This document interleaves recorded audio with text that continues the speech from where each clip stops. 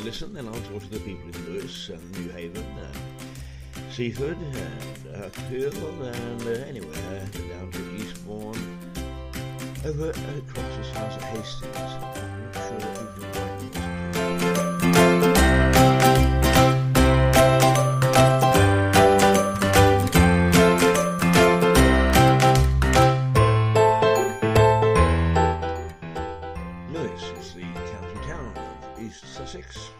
Pretty little place, very hilly, but a town of about 17,000 people, and very, very ancient.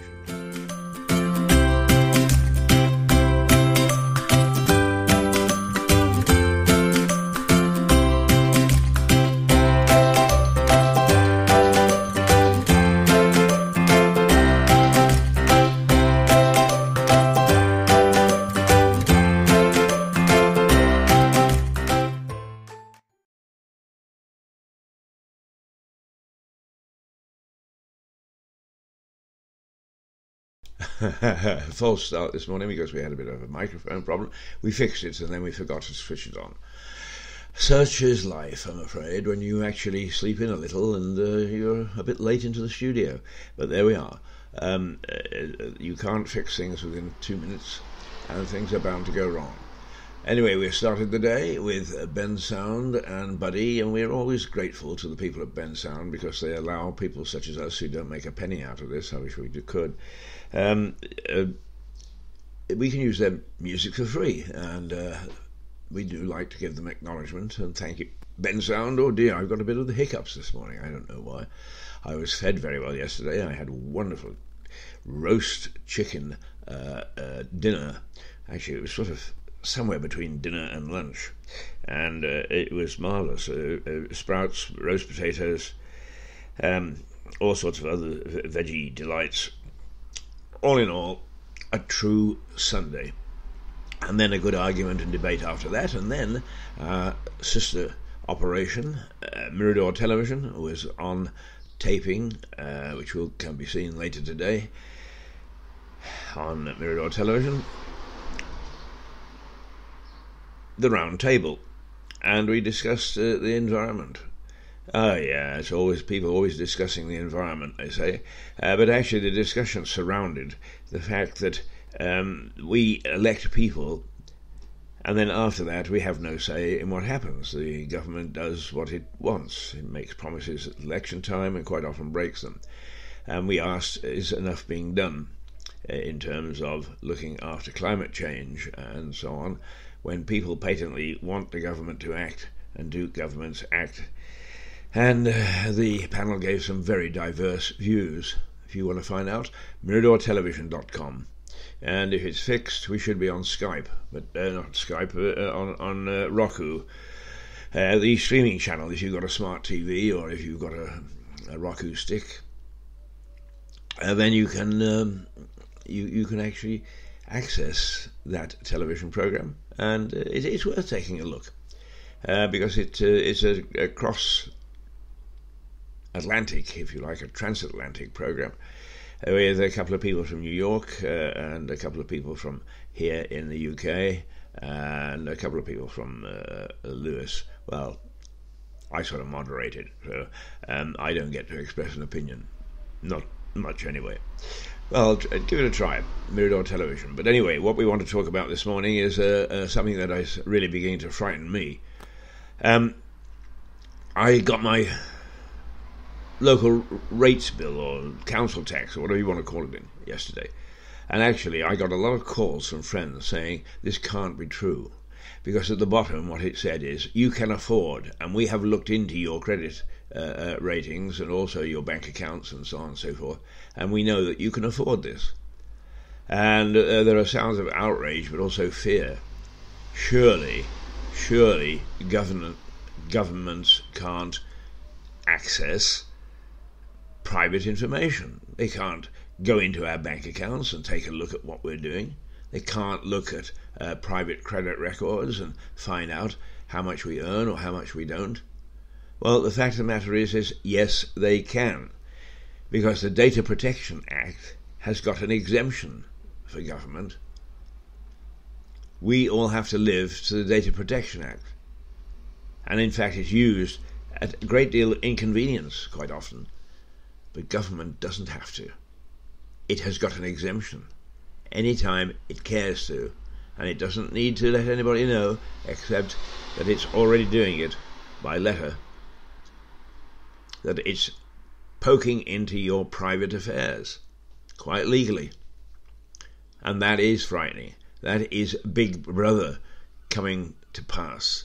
That is the big eye staring down at us, ready to move us like chess pieces all over the place. And many people have said that what's happening, both in terms of the lockdown and the fact that we've now got this Data Protection Act, is the first step towards Big Brother. And it appears that it is.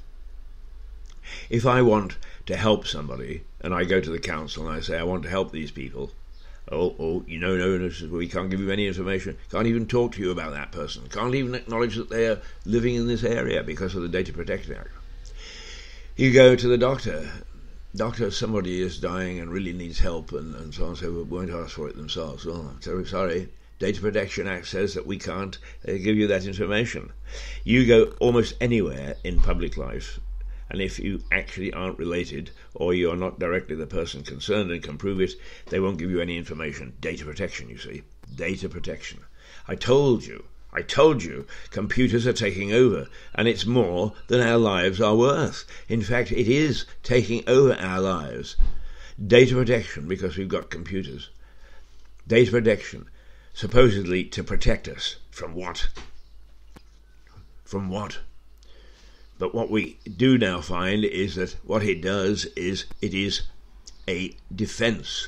It's a wall that allows authority not to give out any information while exempting itself so that it can dig into our private lives. And this is not on. This is a complete and utter breach of any freedom that we are told that we've got. It is not democracy. And if government doesn't do something about this quickly, then I fear that democracy itself will be under attack, because everybody is pretty fed up with what's happening at the moment in the world as far as government is concerned. They're not governing, and the virus has proved just what a weak-kneed set of Nellies we've got in our national and our local governments. I personally put it down to the time that we first started to pay people. Okay, you say, but we don't get the best people unless we actually pay them. Well, we don't get the best people because we do pay them. It's become a profession. People go into politics now to stuff their pockets as fast as they can. The expenses affair is absolutely outrageous. MPs were caught paying for bird baths and second homes and putting their children and their wives and their husbands onto staff at inflated salaries. It all came out in the wash. And the government of the day, dear, and they had an investigation and said, we're curbing that. We're changing the system for expenses. Well, they waited until it had left the headlines, and then they got together and said, well, we can't really live like this, can we? So they voted internally, without saying to any of us, to reverse it. So they're back on the gravy train, and now they're looking into our lives to see whether they can control us. And that is not something that I've ever experienced in my lifetime.